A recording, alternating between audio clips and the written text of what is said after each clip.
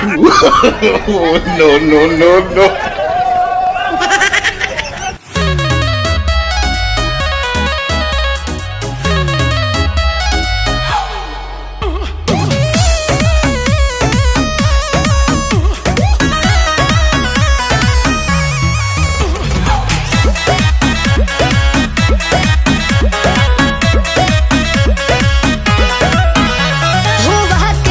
कुछ भी बताते नहीं, मैं लाई हूँ बिस्कुट क्यों खाते नहीं? खा लो ना, क्या देख रहे हो? कुत्ता उत्ता समझियो का? हुआ क्या है कुछ भी बताते नहीं, मैं लाई हूँ बिस्कुट क्यों खाते नहीं? तेरी मोहब्बत में हम तो इसका दर चोट खाए हुए हैं। क्या?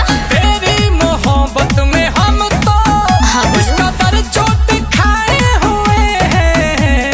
कल तेरे क्या है? कल तेरे बाप ने मारा था, आज भाई आए हुए हैं। अरे बाप रे। कल तेरे डैडी ने मारा था, आज भाई आए हुए हैं। तो गलत क्या है? तादाद ज्यादा थी क्या?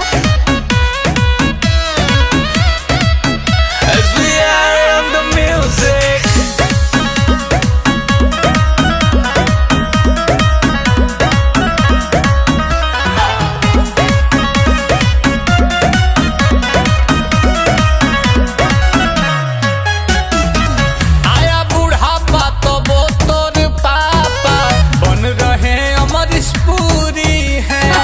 शक्ति कपूर तेरे घर में है जन्मा, प्यार में बढ़ा दिया दूरी है। पागल है, दीवाना है। चुप रहो। आया बुढ़ापा तो वो तोर पापा बन रहे अमरीश पुरी है। शक्ति कपूर तेरे घर में है जन्मा, प्यार में बढ़ा दिया दूरी है। जेमे खतरा ना होखे वो प्यार कैसन, तू भगा ले जई हो छे तुम्हार जैसन। तुम्हारा है ऐसा कुजगह, हम जगह छुपाए हुए हैं। ले ले। कल तेरे पापा ने मारा था, आज भाई आए हुए हैं। कल तेरे पापा ने मारा था, आज भाई आए हुए हैं। ठीक हो जाओगे, झंडू बाम का सेवन करो।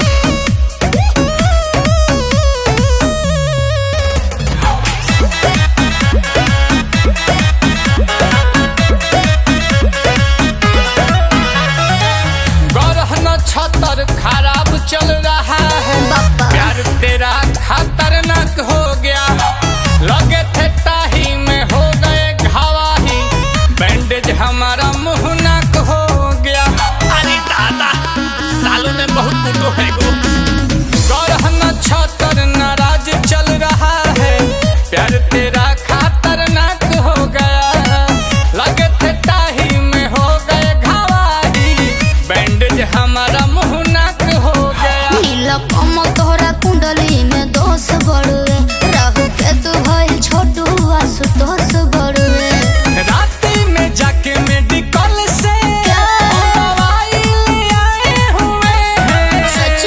कल तेरे बाप ने मारा था, आज भाई आए हुए हैं। कल तेरे पापा ने कूटा था, आज भाई आए हुए हैं।